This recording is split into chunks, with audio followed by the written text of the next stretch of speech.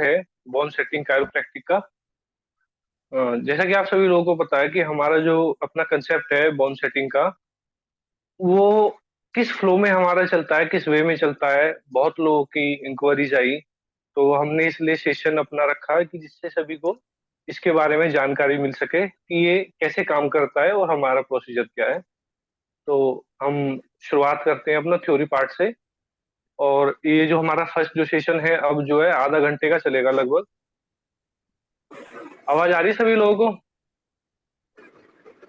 आ रही हरीश है, कोई साफ आ बताइए। रही है। ये सारी ओके है सर। ठीक है। ओके नहीं ठीक है, कंटिन्यू करते हैं। यार, फिर है ना, दूसरी सेशन जरूर पड़ेगी परफेक्ट आ म्यूट रही है सर। करने का, बोल देना। हाँ हाँ, मैं वो बोल दूंगा। ठीक है, अब मैं सभी लोगों को म्यूट कर रहा हूँ। उसके बाद में फिर अपना कंटिन्यू करेंगे। अभी म्यूट कर देता हूँ सभी लोगों को। ओके, अब सभी लोग म्यूट हो गए हैं। तो अभी जो हमारा ये आधा घंटे का सेशन फिलहाल चलेगा कंटिन्यू, उसके बाद में ये क्लोज हो जाएगा। तो उसी लिंक से आप लोग सभी दोबारा ज्वाइन कर लेना, तो उसमें थोड़ा प्रैक्टिकल पार्ट भी हमारा इंक्लूड रहेगा। तो शुरुआत करते हैं हम अपने सेशन की। बोन सेटिंग एक्चुअली है क्या, या कायरोप्रैक्टिक है क्या? ये एक्चुअली एक ऐसा सिस्टम है जिससे हम अपनी बॉडी के जितने भी जॉइंट्स होते हैं या स्पाइनल कॉर्ड्स होती है, उनसे रिलेटेड जो भी हमारी लाइफ स्टाइल से रिलेटेड जो प्रॉब्लम्स क्रिएट होती हैं, उन सब में हम इसको करेक्ट करते हैं। जैसे किसी जॉइंट्स का डिसलोकेशन होना, या किसी जॉइंट्स का स्टिफ हो जाना, उसकी मोबिलिटी कम हो जाना, या फिर हमारी जो स्पाइनल में नर्व वगैरह का कंप्रेशन हो जाना, इन सभी चीजों से रिलेटेड ये काम करती है।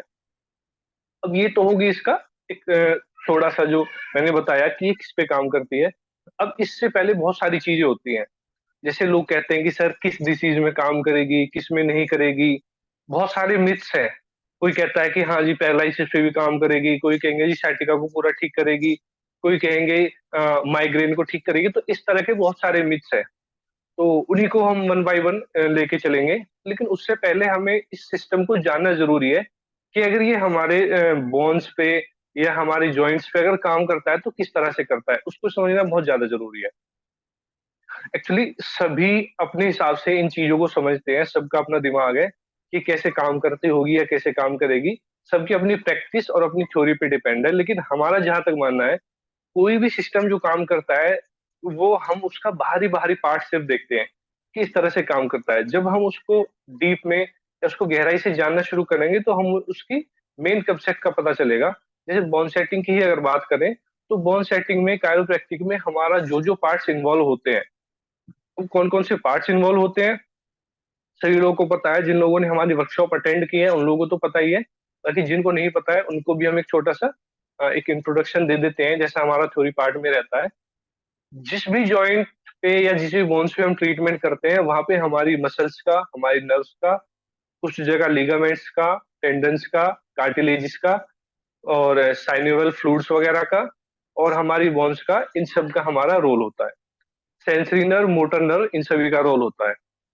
आर्टरीज का, वेन का, सभी का रोल होता है। अब जब हम इस सिस्टम के थ्रू हमारी अपनी जो कंसेप्ट है, जिस वे में हम कराते हैं, उसमें हम जो कराते हैं, जिस तरीके से जो बताते हैं करने का तरीका, उसमें उस पार्ट में जितनी भी ब्लड की डेफिशिएंसी है वो करेक्ट होगी।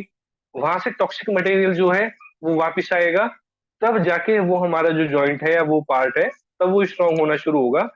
अब उसमें अगर डिसलोकेशन कहीं हुआ है तो उसको सेट करेंगे। कहीं पे स्टिफनेस है या मूवमेंट कम है, तो उसको हम अपनी मोबिलिटी का जो तरीका एक बताते हैं, उसके द्वारा सेट करते हैं। अब उसमें भी पेशेंट के शरीर के बारे में थोड़ी जानकारी होनी चाहिए, या जैसे बात करें कि स्केलेटन सिस्टम की थोड़ी जानकारी होनी चाहिए कि हमारी बोन्स का फॉर्मेशन कैसे होता है, बोन्स का डिफॉर्मेशन कैसे होता है। जैसे एक जनरली कंसेप्ट होती है कि आफ्टर 40-50 के बाद में लोगों को घुटने में जो फ्लूइड होता है वो कम होना शुरू होता है, ऑस्टियोआर्थराइटिस होता है, ऑस्टियोप्रोसिस होने लगता है। उसके बाद में जैसे कुछ लोगों को रोमेटिक अर्थराइटिस भी है, इंक्लूसिंग स्पॉन्डिलाइटिस भी है। तो इन सब पे कैसे काम करता है और ये होता क्यों है? होने का कारण है कि कोई भी हमारी बॉडी की लाइफ स्टाइल हमारी बिगड़ जाए, तो हमारा डाइट रूटीन, न्यूट्रिशन लेवल, ये सब हमारा डिस्टर्ब होने लगता है। तो उससे क्या होता है कि हमारी पार्ट्स में, बोन में, जॉइंट्स में जो न्यूट्रिशन पहुंचना चाहिए एज के अकॉर्डिंग, वो जब ना पहुंचे, तो वहां पे क्या है, वो पार्ट वीक होने लगता है। जब वो पार्ट वीक होगा तो क्या है, वहां पे डीजनरेशन शुरू हो जाएगी। सभी लोग अपने को म्यूट कर ले तब तो प्लीज, बढ़िया है जो जो भैया। अनम्यूट है। उत्तम उत्तम उत्तम। हम काय तुम्हें स्नैपचैट।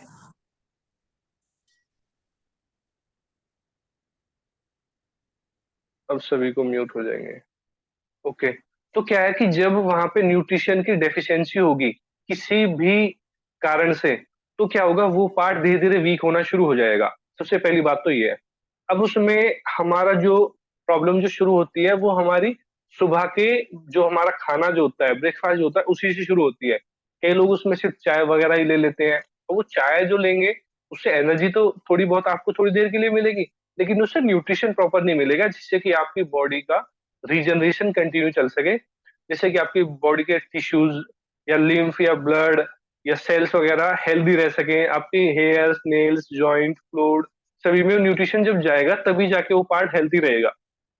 ये डेली के एक रेशो है। जैसे डेली हम खाना खाते हैं, तो उसका रोल क्या है, उस खाने का रोल है कि जो भी हम खाने हैं वो मेटाबोलाइज होने के बाद में वो एक सस्टेंट बन के, न्यूट्रिशन बन के पूरी बॉडी में डिस्ट्रीब्यूट होता है, जहां जहां जितनी जितनी जरूरत होती है।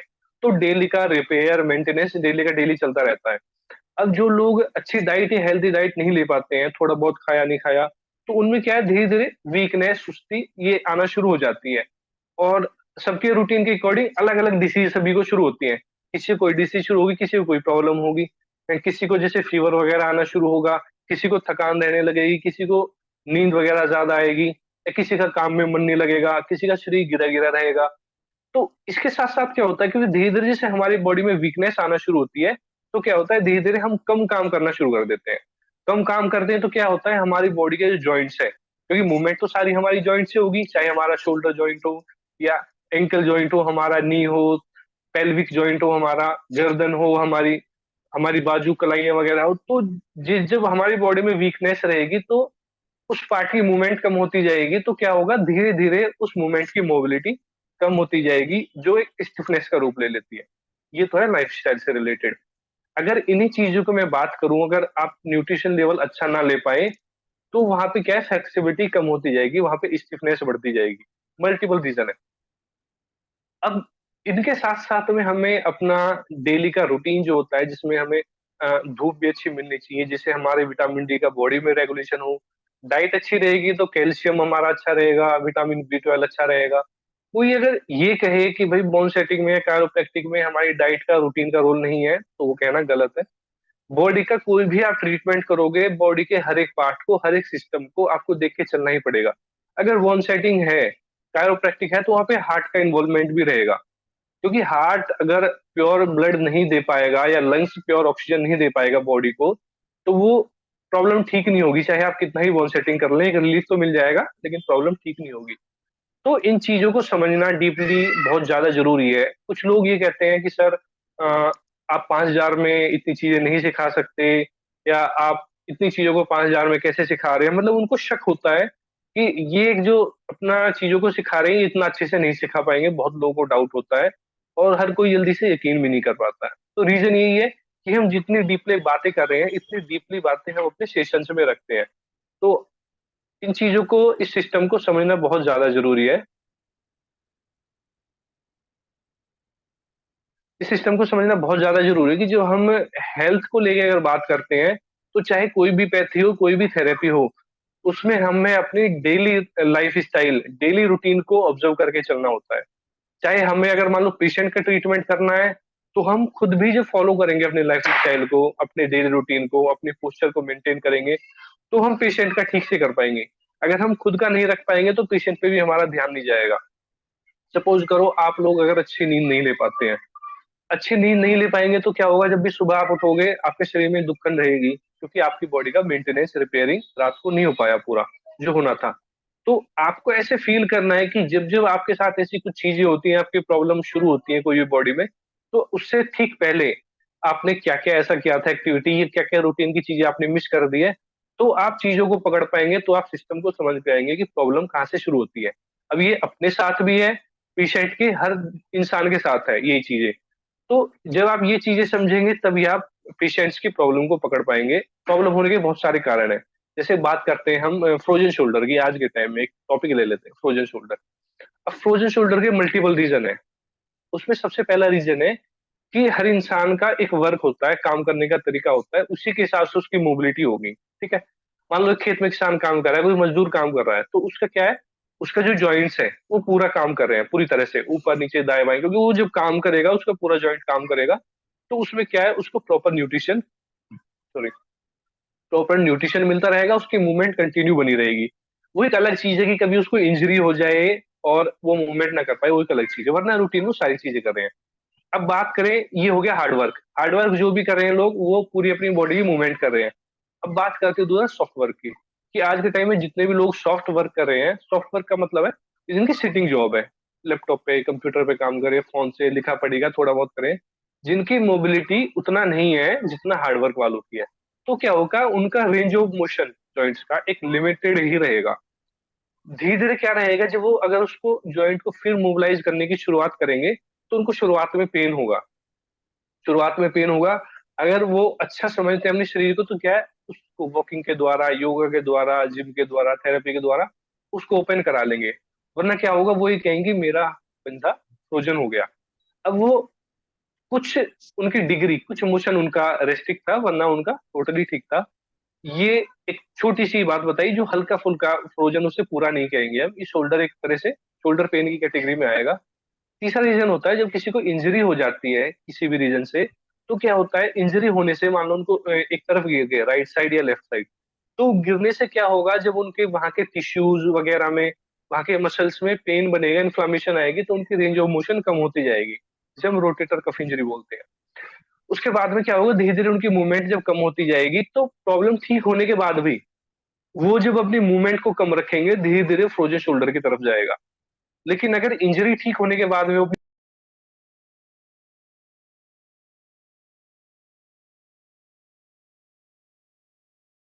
तो वो तब भी उसको अपना कंटिन्यू रखते हैं, उस अपनी पोस्चर को, क्या और अपनी मूवमेंट को, तो क्या होगा, उससे उनका जो पार्ट है वो प्रॉपर मोबिलाइज रहेगा, तो फ्रोजन की कंडीशन में नहीं जाएगा। लेकिन होता अक्सर यही है कि जब इंसान अपना कोई भी ऐसा काम करता है, मान लो कोई एक तरफ सोने शुरू कर दिया है, तो उससे क्या होगा, एक तरफ सोना शुरू कर दिया है, तो उस पार्ट पे लगातार प्रेशर बनता रहेगा, जो हमारी लाइफ स्टाइल वाली चीजें हैं। प्रेशर बनता रहेगा, तो क्या है, वहां पे मोबिलिटी कम होती जाएगी, वहां पे सर्कुलेशन कम होता जाएगा, जिसकी वजह से धीरे धीरे धीरे वो फ्रीज होता जाएगा। एक ये रीजन भी है। दूसरा भी, जिन लोगों को डायबिटीज की प्रॉब्लम है, डायबिटीज होने की वजह से उनका जो ब्लड है उसमें काफी थिकनेस आ जाती है, और थिकनेस होने की वजह से हमारे जॉइंट्स तक, हमारे उस पार्ट तक ब्लड नहीं पहुंच पाता है, जिससे कि उस पार्ट का प्रॉपर न्यूट्रलाइजेशन कम होने की वजह से उसमें मूवमेंट, रेंज ऑफ मोशन कम होती जाएगी। तो ऐसे मल्टीपल रीजन है, तो जब तक आप चीजों को नहीं समझेंगे, जब तक आप उनका ट्रीटमेंट नहीं कर पाएंगे। और जैसे डायबिटीज की वजह से है, तो डायबिटीज की वजह से अगर है, तो हम अपना ट्रीटमेंट देंगे, उससे रिजल्ट मिलना शुरू हो जाएगा अच्छा। लेकिन जब तक वहां पे प्रॉपर न्यूट्रिशन नहीं जा पाएगा, तब तक उससे को ठीक होने की जो रेशियो है वो कम रहेगी। अगर किसी को इंजरी की वजह से हुआ है, तो इंजरी इन्फ्लामेशन दूर होने के बाद में आप ट्रीटमेंट कीजिए उसका। और भी जैसे मोबिलिटी की काफी चीजें हम बताते हैं, वहां पे कपिंग वगैरह हम कर सकते हैं, जहां जहां हो सकती है, हल्की मसाज भी दे सकते हैं, पोटली वगैरह दे सकते हैं, सिकाई दे सकते हैं।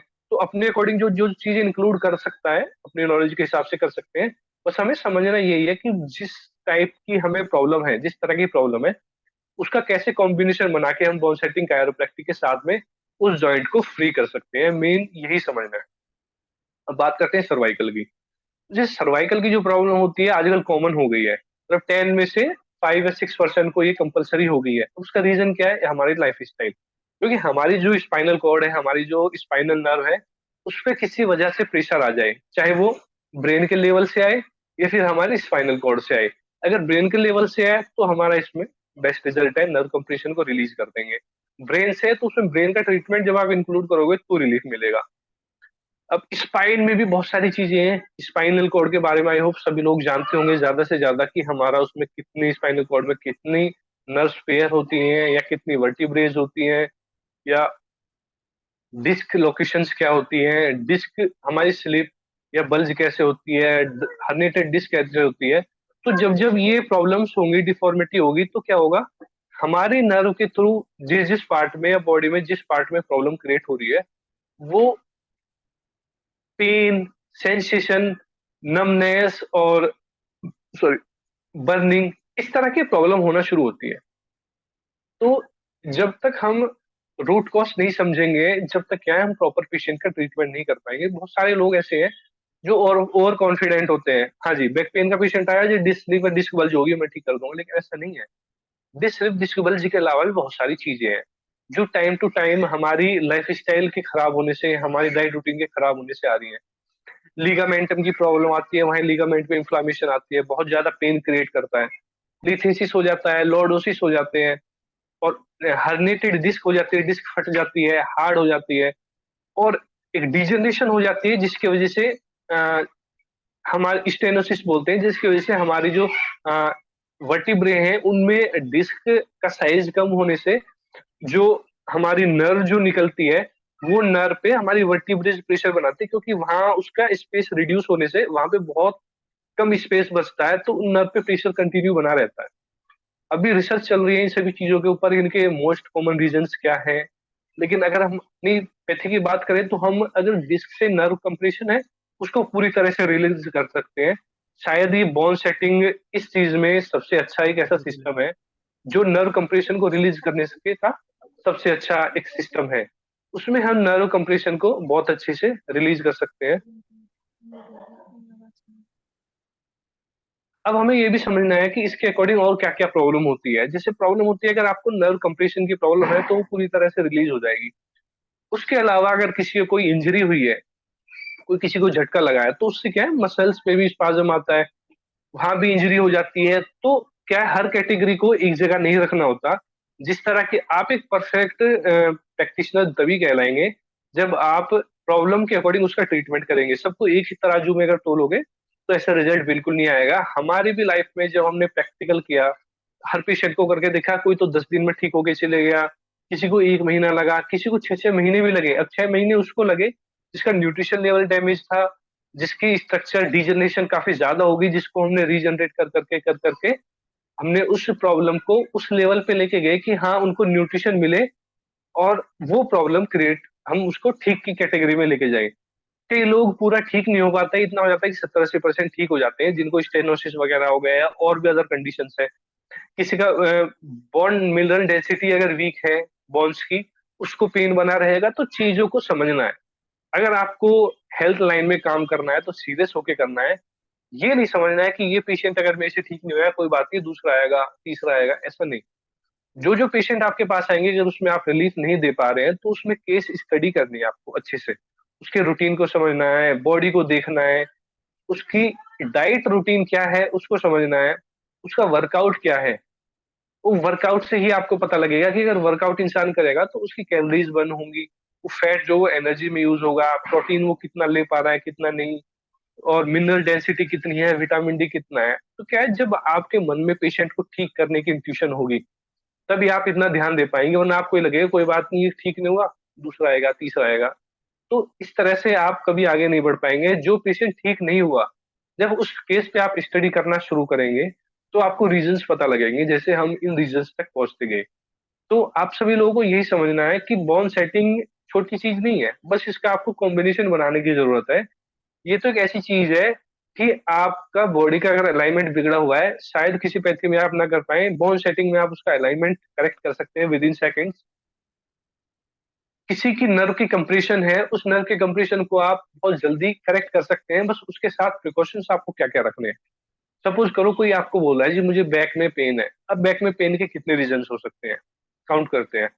किसी को इंजरी हो जाए उसकी वजह से हो सकता है, किसी को कॉन्स्टिपेशन है उसकी वजह से हो सकता है। हमारे विसरल और विसरल जो ऑर्गन्स है, जो हमारे जिस भी पर्टिकुलर एरिया में है, अगर लंबर एरिया में हमारे ऑर्गन्स है तो वहां से कनेक्ट होने वाली नर्व वो प्रॉब्लम क्रिएट करेगी, तो बैक में पेन आएगा। ठीक है। किसी को अगर किडनी की प्रॉब्लम है कोई, तो वो आपकी स्पाइन में रेडिएट करेगा नर्व के थ्रू। किसी को यूरिनेशन की प्रॉब्लम है, यूरिन का कम या फ्लो ज्यादा है, रिप्रोडक्टिव ऑर्गन में है, तो बैक पेन आएगा। किसी को लोअर बैक में ट्यूमर है तो पेन बनेगा, ट्यूबरक्लोसिस है तो पेन बनेगा, बोन मिनरल डेंसिटी कम है तो पेन बनेगा। आपका पेल्विक अगर इम्बेलेंस है, पेल्विक आपका स्टिफ है तो बैक में पेन बनेगा। तो इस तरह से मल्टीपल रीजन है, डिस्क स्लिप है, डिस्क बल्ज है तो पेन बनेगा। तो कहना बैक पेन एक चीज है, लेकिन उसके मल्टीपल रीजन है। तो हम लोगों का जो ट्रेनिंग जो रहता है बोन सेटिंग कायरोप्रैक्टिक का, वो इसी कंसेप्ट पे काम करता है। हम पर्टिकुलर आपको ये बताते हैं, या अपने प्रीवियस जो स्टूडेंट्स हैं, कि आप लोग जो हमारे पास सीख रहे हो, जिस विश्वास से आए हो, तो आपको वो चीजें बताई जाएंगी कि ये जो टेक्निक्स हमने आपको बताई है बोन सेटिंग, वो किस डिसीज पे कितना परसेंट या कितना काम करेगा, किस पे बिल्कुल काम नहीं करेगा, किसको क्योर करेगा। उस तरह से हमारा सिस्टम चलता है। तो हम लोगों का क्या है कि दिल्लीज में और अदर स्टेट सिटीज में हम लोगों के ट्रेनिंग वर्कशॉप रहते हैं। उसमें हम 2 डेज की वर्कशॉप रखते हैं, जिसमें डेली की फीस हमारी 5,000 होती है, जिसमें हमारा तरफ से ब्रेकफास्ट, लंच और इवनिंग टी होती है इंक्लूड। स्टेशनरी जो रहती है वो प्रोवाइड कराई जाती है, और पूरे सेशन की वीडियो रिकॉर्डिंग होती है, जो पर्टिकुलर पूरे बैच को प्रोवाइड कराई जाती है। अब वो किस तरह से रहता है कि जितने भी लोग होते हैं उन सबको 6, 7, 8 लोगों का एक ग्रुप बना के एक टेबल दे दी जाती है उनको। इस तरह से सभी लोगों को डिस्ट्रीब्यूट करते हैं। और उससे पहले होता है कि हम हर एक जो टेक्निक करते हैं, सभी लोगों को अराउंड बिठा दिया जाता है। सभी लोगों को दिखाया जाता है कि हमें टेक्निक्स कैसे परफॉर्म करनी है, किस पार्ट पे काम करती है, क्या क्या आपको ध्यान रखना है, प्रिकॉशंस वो थ्योरी पार्ट में बता देते हैं। तो हर 5, 4 टेक्निक हम जब बताएंगे, उसके बारे में सभी को कहेंगे आप अपने टेबल्स पे प्रैक्टिस कीजिए इन टेक्निक्स की। जिस किसी को प्रॉब्लम आती है तो वो हमें बुलाते हैं कि सर ये टेक्निक समझ में नहीं, ये थोड़ा बताओ। तो हर एक की टेबल पे हम फिर उसको एक्सप्लेन करते हैं कि हाँ आप ये करेक्ट कर सकते हैं, ये आपको मिस्टेक थी, ये ऐसे करना है। तो इस तरह से हम 2 डेज में, सॉरी 2 डेज में हम 50 टेक्निक बहुत आराम से, बहुत प्यार से करेक्ट कर लेते हैं, वो भी सभी लोगों की प्रैक्टिस करते हुए। और कई लोग ये सोचते हैं कि सर 2 दिन में 50 टेक्निक कैसे सीख पाएंगे। तो वो तो हम बस इतना ही कर सकते हैं, जितना भी पहले लोगों ने अटेंड किए हमारे बैच, वो अच्छे से बता सकते हैं, जो अपने रिव्यूज के थ्रू खुद बताते हैं सभी लोग। या फिर जब कोई करने आएगा तो ही बता सकते हैं कि 50 टेक्निक हम इस तरह से कंप्लीट करते हैं। और परमात्मा की दया है, आज तक कोई भी ऐसा बैच नहीं हुआ कि जिसमें 50 टेक्निक ना कर पाए हो। 50 तो कम से कम हमने कराई है, 2, 4, 5 ऊपर जितनी भी टाइम बचता है उसके हिसाब से करा देते हैं। अब इन सभी में हम बोलते क्या है, कई लोग क्या करते हैं, अपना टाइम स्पेंड करते हैं एक दूसरे से ज्यादा बातें करने में। हम कहते हैं कि आप यहाँ पे प्रैक्टिस ज्यादा से ज्यादा करो, आप बातें कर लेना लंच के टाइम में, ब्रेकफास्ट के टाइम में, टी के टाइम में, लेकिन प्रैक्टिस के टाइम में अगर आप अपना कंसंट्रेट बनाएंगे, तो क्या है कि तभी आपके सामने प्रॉब्लम्स आएंगी, तभी आप हमसे पूछ पाएंगे। वरना क्या होगा, आप सीख के जाएंगे और ये कहेंगे सर ने अच्छा नहीं सिखाया। तो जब तक आप वहाँ हमारे सामने प्रैक्टिस नहीं करेंगे, तो हम कैसे आपको वो चीज बता सकते हैं कि आपने ये मिस्टेक की है। जब आप सामने प्रैक्टिस करेंगे तब कहेंगे सर मिस्टेक आ रही है, तभी तो हम करेक्ट कर पाएंगे। तो इसलिए हमारा फोकस यही रहता है कि आप ज्यादा से ज्यादा हमारे सामने प्रैक्टिस करो। तो हम फोर्स करते हैं कि सर प्रैक्टिस करो, बैठो मत, इसीलिए कि आप ज्यादा से ज्यादा सीख पाए। कोई भी घर छोड़ के अपना आता है कहीं से भी और अपना टाइम दे के जाता है, तो हम नहीं चाहते उसका टाइम खराब जाए। हम चाहते हैं वो यूजफुल हो टाइम, हमसे क्वेश्चंस करे, ज्यादा से ज्यादा क्वेश्चन करे, सीखे, क्वेश्चन करे, करेक्ट करे, क्वेश्चन करे, तो तभी आपका उसको सीखने का फायदा है।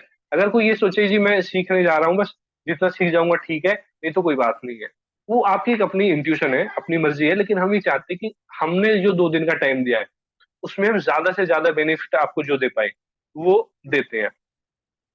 अब इसमें हम लोगों की टीम ने एक और डिसाइड किया था, और काफी टाइम से वो सिस्टम चल रहा है, जिसमें कि सभी लोगों को एक मोटिवेशन मिलता है कि हम अपने पूरे बैच में जो सबसे बेस्ट परफॉर्मर जो होते हैं, जो पूरे बैच में एक जो सबसे अच्छा परफॉर्म करते हैं, टेक्निक को अच्छे से सीखते हैं, जेन्युइनली क्वेश्चन करते हैं, उसके बाद में अपने में चेंज करते हैं कि हाँ हमने टेक्निक में गड़बड़ी करे थे, ठीक करते हैं।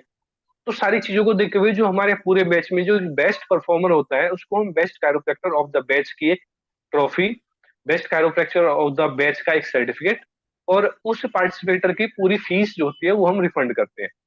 ठीक है। तो ये सब चीजें हैं किस लिए, जिससे कि ज्यादा से ज्यादा लोगों में एक एटीट्यूड, पॉजिटिव एटीट्यूड आए कि हाँ हमें चीजों को अच्छे से सीखना है, सर से हमें क्वेश्चन करना है, हमें ज्यादा से ज्यादा प्रैक्टिस करनी है, तभी तो हम प्रॉब्लम्स को ठीक कर पाएंगे। अब प्रॉब्लम्स की अगर बात करें, तो हमारे स्पाइनल कॉर्ड से रिलेटेड, स्पाइनल कॉर्ड में हमारी जहां भी नर्व कंप्रेशन होती है, उस सब पे हमारी बोन सेटिंग कायरोप्रैक्टिक काम करती है। चाहे वो सर्वाइकल रीजन हो, थोरेसिक हो, लंबर हो, और एल्फाइरेशन लंबर सैक्रम एरिया हो, उस सब पे काम करेगी। आपके जॉइंट्स के डिसलोकेशन, सॉरी, जॉइंट्स के डिसलोकेशन पे काम करेगी, चाहे किसी का कंधा उतर जाए, या फिर जैसे कई लोगों को घुटनों की अगर प्रॉब्लम है, आज के टाइम में घुटनों की बहुत ज्यादा प्रॉब्लम हो रही है। अब घुटनों पे कितना काम करेगा वो भी आपको जेन्युइनली बताया जाता है। आपको जो चीजें बताई जाती हैं वो इसलिए कि आप फिर उन्हीं सिस्टम पे काम करें, अपना टाइम वेस्ट ना करें। जिस डिसीज पे सिस्टम काम ही नहीं करेगा उसको हम बिल्कुल मना करते हैं कि सिस्टम पे काम नहीं करेगा। आपको इस पे अगर चाहो रिलीफ के लिए कर सकते हो, वरना तो उसको वो ठीक नहीं कर पाएगी। तो आपको इन चीजों को खुद से भी समझना है कि हमारा जो सिस्टम है वो किसके थ्रू काम कर रहा है। ये सिस्टम हमारा जो बोन सेटिंग का है, आर्टरी वेन्स के थ्रू, मसल्स के थ्रू, हमारे ligament, tendons, bones, cartilage, fluids, इनके थ्रू काम करते हैं। जब इस पे पूरे पे हम वर्क करेंगे तो क्या है, हमारे रिजल्ट दोगुने हो जाएंगे। तो आप लोगों को भी ये चीजें समझनी है, और मैं एक बार फिर से रिपीट कर देता हूँ जिन लोगों को नहीं पता है। अगर अभी हमारा जो सेशन होगा ये लगभग 30 मिनट्स अराउंड का टोटल होगा। जैसे ये कंप्लीट होगा हमारी जूम मीटिंग ऑटोमेटिक क्लोज हो जाएगी। तो उसी लिंक से, जिस लिंक से आप ज्वाइन हुए, उसी लिंक से दोबारा से रिज्वाइन करना, तो हमारा दोबारा सेशन शुरू हो जाएगा। तो उस सेकंड सेशन में हम तो सेकंड सेशन में फिर हम थोड़ा सा कोशिश करेंगे, अगर अरेंज हो पाया तो हम प्रैक्टिकल सेशन की भी कोशिश करेंगे, वरना थ्योरी पार्ट को ही ज्यादा से ज्यादा समझा के चलेंगे। क्योंकि प्रैक्टिकल में हम बहुत सारी चीजें, कई सारी वीडियो छोटी छोटी वो डाल चुके हैं, लोगों को बता चुके हैं। मेन होता है कंसेप्ट को समझना। अब काफी लोगों के फोन आते हैं, वो सर कहते हैं कि सर इसको सीखने के बाद क्या मैं परफेक्ट हो जाऊंगा। कुछ लोगों के क्वेश्चन आते हैं, तो हम ये कहते हैं देखो, परफेक्ट इंसान वो होता है जो प्रैक्टिस करते हैं। हम सिर्फ आपको सिखा रहे हैं और आपकी करेक्शन को दूर कर रहे हैं। इन फ्यूचर आपको कोई प्रॉब्लम आती है कि सर मुझे इसमें थोड़ा समझना है, इसके बारे में थोड़ा सा आप मुझे बता दीजिए, मुझे डाउट लग रहा है, तो आप जैसे हमारे ग्रुप्स होते हैं, व्हाट्सएप ग्रुप, उनमें आप मैसेज कर सकते हैं। उसमें जो भी हमसे टाइम मिल पाएगा उसमें हम बताने की कोशिश करेंगे। बाकी तो फ्यूचर के लिए काफी अच्छी चीजें ऐसी हैं कि जो जो हमें चीजें अच्छी मिलती रहेंगी, जो सपोर्टिव में आपको मिलते रहेंगे, वो चीजें हम बताते रहेंगे। ये तो एक ऐसा प्लेटफॉर्म बन रहा है कि जब तक आप रहेंगे, हम रहेंगे, जब तक हम इस हेल्थ लाइन में काम करते रहेंगे तो हम इम्प्रूवमेंट ही करते रहेंगे। जो जो बेस्ट चीजें होंगी वो आपके लिए दे दी जाएंगी, उसमें आपको बताते रहेंगे। तो इसलिए जहां भी आप कहीं भी जुड़ रहे हैं हेल्थ से रिलेटेड, वहां जुड़े रहें, अपने अपने बेनिफिट्स की चीजें लेते रहें और हेल्थ में अच्छा काम करते रहें। तो इन चीजों को बताने का कंसेप्ट यही है कि कुछ लोग निगेटिव ऐसे हो जाते हैं कि सर मुझे तो इसमें रिलीफ नहीं मिल रहा है, इस प्रॉब्लम में, और इसमें काम नहीं कर रहा, इसमें मुझे रिजल्ट नहीं आया, या इसमें इतने दिन का टाइम लगा। तो मैं उनको यही बताना चाहूंगा कि हमने भी जब शुरू किया था हमको भी प्रॉब्लम्स आती थी। जब आप कैटेगरी बना के काम करेंगे कि कौन सी तो लाइफ स्टाइल डिसऑर्डर है, कौन सी एक्सीडेंटल है, कौन सी ऑटोइम्यून की डिसीज है, तो उन चीजों के अकॉर्डिंग आपको रिजल्ट्स आएंगे।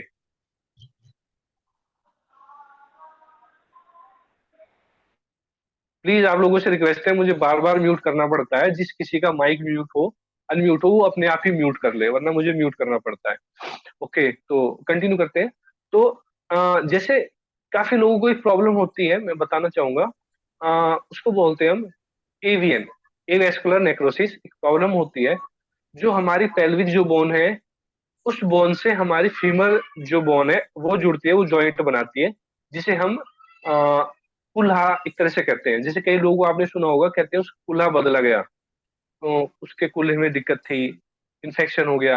वो एक प्रॉब्लम होती है एवेस्कुलर नेक्रोसिस। उसमें होता क्या है, हमारा जो फीमर जो जॉइंट है, पेल्विक फीमर जो जॉइंट है हमारा, जहाँ हमारी हिप बोन हमारे पेल्विक को जुड़ती है, फीमर बोन को जुड़ती है जहाँ, वहां पे एक इन्फेक्शन हो जाता है, जिसकी वजह से फीमर का जो पार्ट है, वो कार्टिलेज वाला पार्ट, बोन वाला पार्ट जो है, उसमें इन्फेक्शन हो जाए, वो डैमेज हो जाता है, जिसकी वजह से वहां उस पार्ट में पेन और मोबिलिटी कम हो जाती है। उस मोबिलिटी के कम होने से उस मोबिलिटी के कम होने से पेशेंट को बहुत ज्यादा प्रॉब्लम होती है, स्टिफनेस और पेन वहां पे बनता है। अब समझना आप लोगों को ये भी है कि जो इस तरह की जो प्रॉब्लम है वो बोन सेटिंग में करेक्ट नहीं होगी। वो एक टेक्निकल प्रॉब्लम है, बॉडी की इम्यूनिटी से रिलेटेड है। उस इन्फेक्शन को करेक्ट करने के लिए आपको अदर कोई ट्रीटमेंट की हेल्प लेनी पड़ेगी, या अगर अदर कोई ट्रीटमेंट ना मिले तो उसकी सर्जरी करानी पड़ेगी। अब ये चीज आपकी समझ में कैसे आएगी, ये भी आपको देखना है। क्योंकि बोन सेटिंग कायरोप्रैक्टिक ऐसी चीज है, इसमें ज्यादातर लोग यही कहते थे कि सर इसमें साइड इफेक्ट बहुत ज्यादा होते हैं।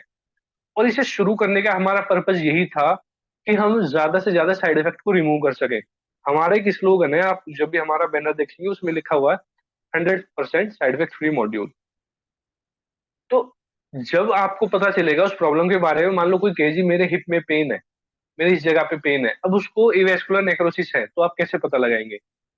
तो आप उसको हो सकता है एक दो सिटिंग दे भी दें, लेकिन अगर मेरे पास इस तरह कोई पेशेंट आएगा, क्योंकि मुझे पता है एवीएन नाम की ऐसी एक प्रॉब्लम होती है, जब वो पेशेंट बताएगा उस पीक पॉइंट पे कि यहाँ पे मुझे एज इट इज एक पेन है, तो मैं क्या करूंगा, उस पॉइंट को ऑब्जर्व करूंगा, फिजिकल देखूंगा उसको वहां पे किस दबाने से पेन है, कितना पैर उठाने में उसको पेन है, किस मूवमेंट में पेन है। तो उसका मुझे डायग्नोज कराना ही पड़ेगा, उस पार्ट का एक्सरे कराना ही पड़ेगा, तो मुझे फिर पता चलेगा एक्यूरेट किस जॉइंट में, इस पार्ट में ये प्रॉब्लम है। उसके बिना मान लो अगर मैं ट्रीटमेंट करता हूँ और वहां पे प्रॉब्लम अगर बढ़ गई, तो वो मेरे ऊपर पूरा ब्लेम आएगा। तो मुझे अपने आप को सेफ करके भी चलना है, अपने आप को बचा के चलना है, और उस पेशेंट को भी ठीक करना है। हालांकि पहले हम डायग्नोज में इतना ज्यादा नहीं बोलते थे पेशेंटों को, लेकिन जब से हमने देखा कि आज के टाइम में डिजनरेशन या ये प्रॉब्लम, डैमेज की प्रॉब्लम इतनी ज्यादा बढ़ती जा रही है, तो हमें पेशेंट को बचाने के लिए और अपने आप को भी सेफ रखने के लिए चीजें करनी पड़ती है। हमें बोलना पड़ता है सर आप इस पार्ट का ये एक्सरे, ये एमआरआई, ये स्कैन ये कराइए आप, फिर हम इसका ट्रीटमेंट कर पाएंगे। ऐसा ना हो कि कभी आपको प्रॉब्लम बढ़ जाए। तो इसलिए कभी भी आप जिस भी पेशेंट का ट्रीटमेंट करें, उसके डायग्नोज पे आपको बहुत ज्यादा ध्यान देना है। ये ट्रीटमेंट बहुत ईजी है बोन सेटिंग का, इतना ईजी है कि जब 2 दिन का आप लोग जब ज्वाइन करेंगे इसे और जब प्रैक्टिस करेंगे, बहुत अच्छा है। जितने भी लोगों ने अब तक ज्वाइन किया है उन लोगों ने यही बताया है कि सर हम समझते थे बहुत मुश्किल है, लेकिन आपने जिस वे में बताया इतना इजी कर दिया हमारे लिए। हमारे लिए प्रैक्टिस करना इतना इजी हो गया, इतनी इजी हो गया, हमने सोचा नहीं था। वर्कशॉप में बहुत सारे लोग इस तरह का रिव्यू देते हैं जब सेकंड डे हम डिस्ट्रीब्यूशन करते हैं सर्टिफिकेट्स का, तो हमें खुशी मिलती है हम इतनी अच्छी चीज सिखा रहे हैं। लेकिन वो टेक्निक करना बहुत आसान है, बहुत अच्छा है, हमारा भी सिखाने का पर्पज ये अच्छे से सिखाएं। बस कमी वहीं पे आएगी, आप थोड़ा सा अपना डायग्नोज को स्ट्रॉन्ग करना सीखिए। ऑस्टियो से रिलेटेड, इम्यूनिटी से रिलेटेड, इस तरह की जितनी भी डिसीज है उनकी कैटेगरी वाइज उनकी स्टडी करना शुरू करें, तो आपको उसका पूरा बेनिफिट मिल पाएगा, यानी कि आप उस रोग की जड़ पे पहुंच जाएंगे। अभी तक क्या है, आपने सिर्फ कायरो दे दिया, थोड़ा बहुत मोबिलाइजेशन कर दिया, कपिंग कर दिया, अपना काम खत्म हो गया। लेकिन हमारा इस लाइन में आने का पर्पज, इसको सिखाने का पर्पज ये है, आप उसकी कॉज पे जाओ। जब आप उसकी कॉज पे जाओगे तो ये आपके लिए बेनिफिशियल होगा। अदरवाइज क्या है, पेशेंट को थोड़ा बहुत रिलीफ मिलेगा, वो फिर रिटर्न आएगा, पेशेंट को दर्द में फिर रिलीफ मिलेगा, फिर वो रिटर्न आएगा। तो वो कब तक रिटर्न आएगा? वो जब तक रिटर्न आएगा जब तक उसकी प्रॉब्लम ठीक नहीं होगी, आपकी समझ में नहीं आएगी। बस यही कमी रहती है, वरना इसमें कोई कमी नहीं है। और वो हालांकि हर एक पैथी में, हर एक थेरेपी में, जब तक आप किसी भी प्रॉब्लम की कॉज पे नहीं जाएंगे, जब तक वो प्रॉब्लम आपको ठीक होने को नहीं मिलेगी। अब बात करते हैं, कुछ लोगों का मैसेज आया कि सर माइग्रेन पे क्या इफेक्ट है। माइग्रेन का बता देते हैं। अब इतनी चीजें हम आपको इसलिए बता पा रहे हैं क्योंकि हमारी हमने बहुत सारी चीजें सीखी हैं। तो हमें क्या है, बॉडी के सिस्टम का, एनाटॉमी फिजियोलॉजी का, पैथोलॉजी की, परमात्मा की दया से इतनी नॉलेज है कि हाँ हम चला पा रहे हैं, बहुत अच्छे से काम कर पा रहे हैं। अब माइग्रेन एक ऐसी प्रॉब्लम है जो माइग्रेट होती है, प्रॉब्लम कहीं है और माइग्रेट होके बता रही है कि हेडेक है एक तरफ, ठीक है। माइग्रेट हो रही है यानी कि जड़ कहीं है और इलाज कहीं और, ठीक है। तो हमें क्या है, माइग्रेन एक ऐसी प्रॉब्लम है, अगर आपकी नर्व, स्पाइनल नर्व कंप्रेशन है, उसकी वजह से आपको प्रॉब्लम आ रही है, तो आप उसको, उस नर्व को रिलीज करके ठीक कर सकते हैं। लेकिन अगर आपको कोई हेड में ट्यूमर है, कॉन्स्टिपेशन की वजह से आपको प्रॉब्लम है, इंसोम्निया की वजह से आपको माइग्रेन है, स्ट्रेस एंजाइटी की वजह से आपको प्रॉब्लम है, तो आप कैसे ट्रीटमेंट कर पाएंगे बोन सेटिंग में? आप रिलीफ तो दे देंगे थोड़ा, क्योंकि सेटिंग करेंगे तो सर्कुलेशन इंप्रूव होगा, नर्व कंप्रेशन रिलीज होगा। लेकिन माइग्रेन को ठीक करना उसकी कॉज के हिसाब से डिपेंड है। इसी तरह से मैं आपसे यही कहूंगा, अपना भी थोड़ा सा विजन क्लियर करो। चश्मे जिन लोगों ने लगा रखे हैं, इसमें से आप सिर्फ एक्सटर्नली फिजिकल चीजों को देख सकते हो, लेकिन अंदर का चश्मा लगाओ। अंदर का चश्मा लगाओ, अपना कंसंट्रेशन बनाओ कि हमें रूट कॉज पे काम करना है। तो रूट कॉज को जिस दिन से ढूंढना शुरू करोगे तो आपकी प्रॉब्लम्स ठीक होंगी। जैसे हम बहुत सारे एग्जाम्पल देते हैं, अपनी वर्कशॉप्स में भी बताते हैं कि हमने इस तरह के पेशेंट देखे हैं कि हम पेशेंट को देखने गए, पेशेंट ने कहा जी हमें बैक में पेन है और हिप में पेन है। हमने कहा जी ठीक है, आपका ट्रीटमेंट करते हैं। तो हम सबसे पहले क्या देखेंगे, उनका एज फैक्टर देखेंगे। अगर वो 50 से ऊपर पेशेंट है तो उसको बीपी की प्रॉब्लम मिलेगी, शुगर की प्रॉब्लम मिलेगी, थायराइड की मिलेगी। हो सकता है किसी को ये ना मिले, लेकिन ज्यादातर लोगों को कॉम्बिनेशन में चीजें मिलती है। जब इतनी चीजें मिल रही है तो क्या है, शुगर जब मिलेगी तो ब्लड का सर्कुलेशन कम मिलेगा, हाई बीपी मिलेगा तो क्या होगा, उनका हार्ट वीक मिलेगा, हाँ जी, लास्ट मिनट। उनका मेटाबॉलिज्म। ठीक है, हाँ। ओके, पानी पी लेना तो सर, ये पानी टॉपिक पी हम, लो। हाँ पानी पीते हैं जैसे ही हाँ क्लास ऑफ ये होगी फिर दोबारा से शुरू कर लेंगे, ये क्लोज बीच में हो रहा पानी है। पी लेंगे। P low P low. हाँ ठीक है, सभी लोगों, आप लोगों से कहते हैं कि लिंक से दोबारा आप लोग ज्वाइन कर लेना, फिर टॉपिक वहीं से शुरू कर देंगे। तब तक जैन साहब ने कहा तो पानी पी लेते हैं। आप लोग भी पानी पी लीजिए।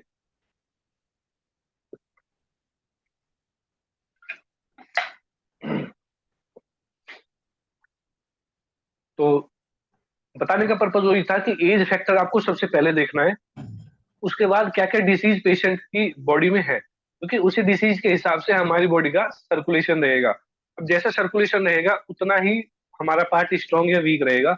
उसी के हिसाब से हम जो अपनी पैथी, जो थेरेपी जो इम्प्लीमेंट करेंगे उसी के हिसाब से करेंगे। ऐसा ना हो कि हम अपनी थेरेपी दे रहे हैं